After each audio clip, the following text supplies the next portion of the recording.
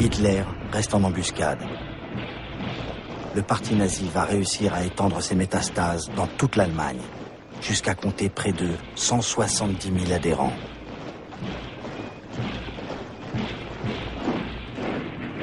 Hitler a fait de sa milice, les SA, une véritable armée privée. Ils sont de plus en plus jeunes, mais il ne faut pas se tromper. Ces paramilitaires sont des brutes, des fanatiques, des meurtriers.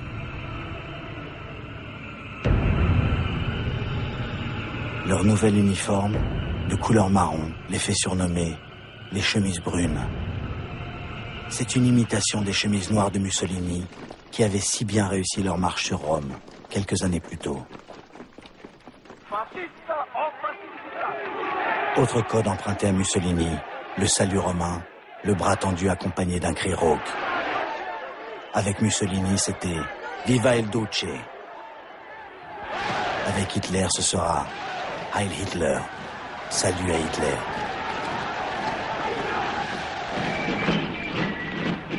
L'uniforme des SA a été dessiné et fabriqué par une petite équipe de stylistes allemands, et parmi les confectionneurs, il y aura le couturier de Stuttgart, Hugo Boss, qui s'en vantera dans sa publicité.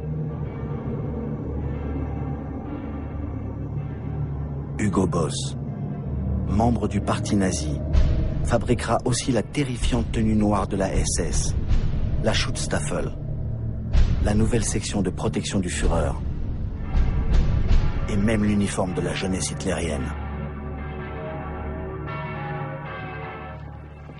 Tout cela coûte beaucoup d'argent, et les fonds proviennent surtout de la générosité des petits adhérents ou de riches sympathisants du fascisme, comme le magnat de l'industrie sidérurgique Fritz Thyssen, dont les aciéries sont prêtes à forger de nouveaux canons.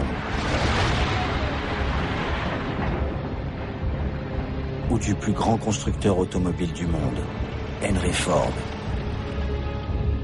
L'antisémite Henry Ford va aider puissamment le parti nazi en lui donnant tous les bénéfices de ses ventes de voitures en Allemagne. De plus, Ford, pour chaque anniversaire d'Hitler, fait un don personnel de 50 000 $, une belle somme à l'époque.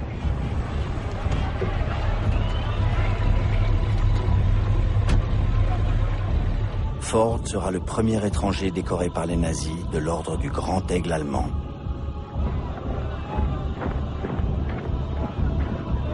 Ainsi, sont réunis les moyens de monter les grands rassemblements du parti, vastes opérations de propagande destinées à frapper l'opinion et galvaniser les troupes.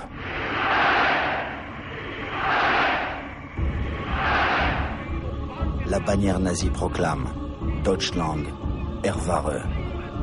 Allemagne, réveille-toi.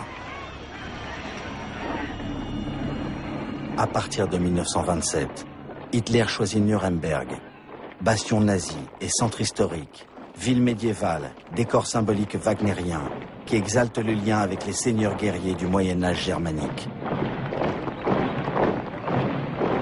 Hitler l'appelle sa capitale idéologique. Hitler veut aussi montrer la soumission du parti au Führer, au chef. Ce culte de la personnalité sera bien servi par le photographe attitré d'Hitler, Heinrich Hoffmann.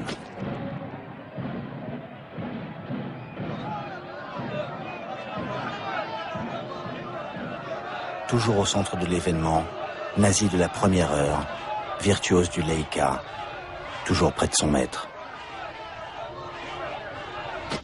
Hoffmann prend toute une série de photos étonnantes, destinées à montrer le côté humain du grand homme.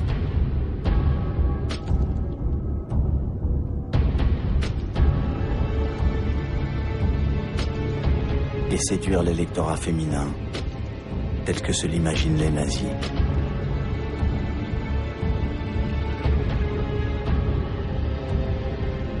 Dans la petite boutique d'Hoffmann à Munich, Hitler, toujours inspiré par Wagner, fasciné par les amples mouvements des chanteurs de ses opéras, étudie toute une gestuelle dominatrice avant de la mettre en pratique dans les premiers grands rassemblements nazis.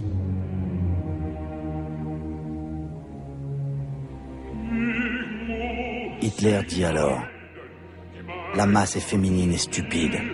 La seule chose qui la rend stable, c'est l'émotion et la haine.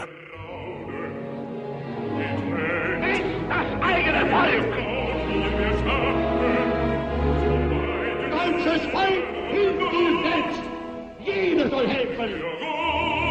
Diesen unerhörten Zwang folgen!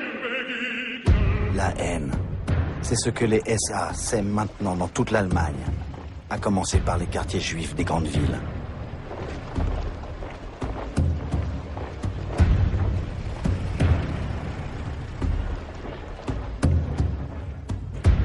Dans cette société pourtant encore pacifique, Stefan Zweig voit naître la violence. Il écrit: c'était la méthode fasciste, mais à l'allemande, exercée avec une précision militaire. À un coup de sifflet, les SA sautaient des camions avec la rapidité de l'éclair, frappaient avec leurs matraques. Et à un autre coup de sifflet, bondissaient dans les camions et repartaient comme ils étaient venus.